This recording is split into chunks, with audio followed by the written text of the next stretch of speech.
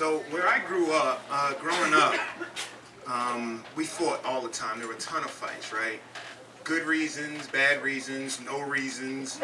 Everyone fought all the time. It was like the urban Sparta, if you can think of that. And so when I heard that Big Gary wanted to fight me, I knew that it was inevitable. It was gonna happen. So Gary was a bully. He was huge. He was mean. He never really came to school. I remember the football coaches used to complain how good the team would be if Gary could only get the grades. Now me, on the other hand, I was Mr. School, right? I was captain of the football team, homecoming king. I dated a cheerleader. Part of the reason I was popular is because my older sister, who had graduated by that time, was a great fighter. She was popular and she was awesome with the hands.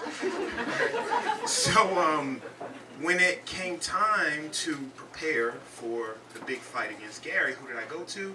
I went to my sister Rachel. So I go to her, we're home and she's watching TV and I'm like, Rachel, this guy Gary, he wants to fight me. And she's like, go on.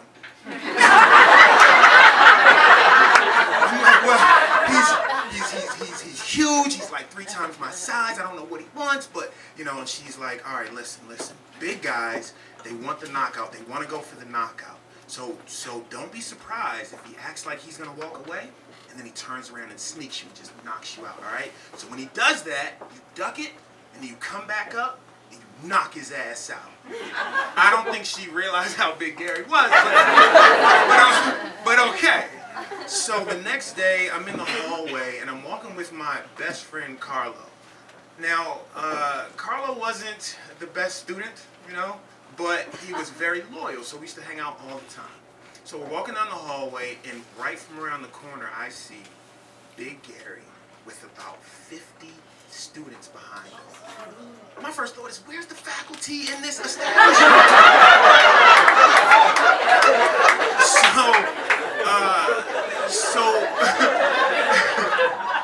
So Carlo goes, all right, listen, man, let's back out of this corridor and go into the atrium where there's more space. Carlo doesn't use words like corridor and atrium. He had like a 1.0 GPA, and all of a sudden he's like a military strategist. I'm like, oh, okay, Sun Tzu. So we back up, we go in where there's more space, and I'm standing there. So it's winter time. I got on this big puffy coat, and I'm just standing there. And Carlo's like, man, take your coat off. And I'm just frozen, partly because of fear, but the other part is because I felt that taking my coat off would have symbolized that I was ready for a fight. And I wasn't ready to make that commitment quite yet.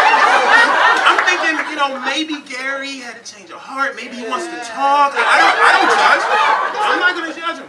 So, but no, Gary does not change. So I'm standing there in puffy coat, and he walks up right into my face, and he says, you said some shit about my mother? And I'm like, now Gary.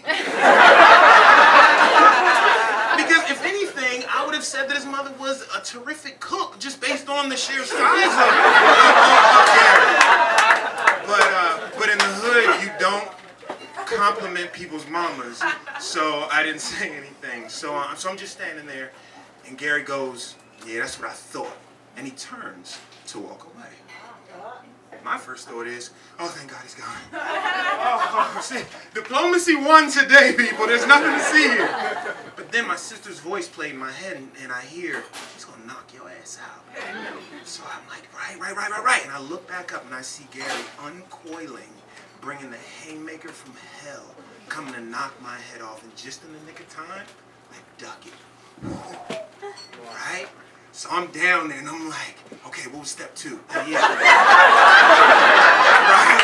Come back up and knock his ass out.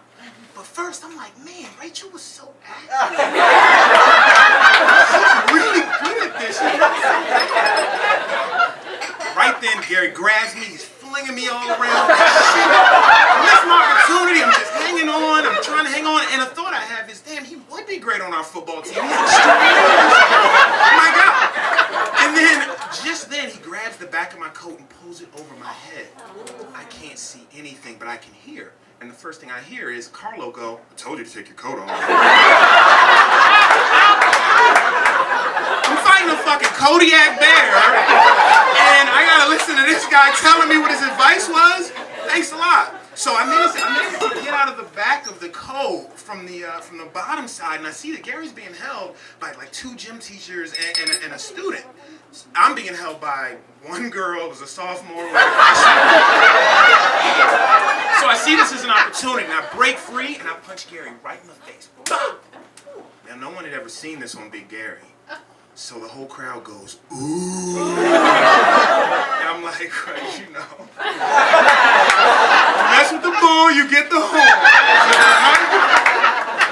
So anyway, so Gary ends up getting suspended. I don't. The whole rest of the day, I'm getting high fives throughout the hallway. People are reenacting the fight.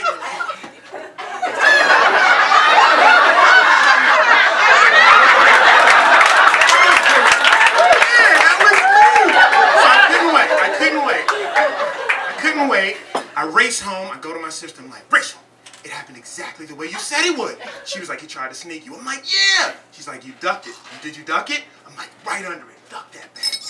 And she's like, then did you come back up and knock his ass out? I was like, yup.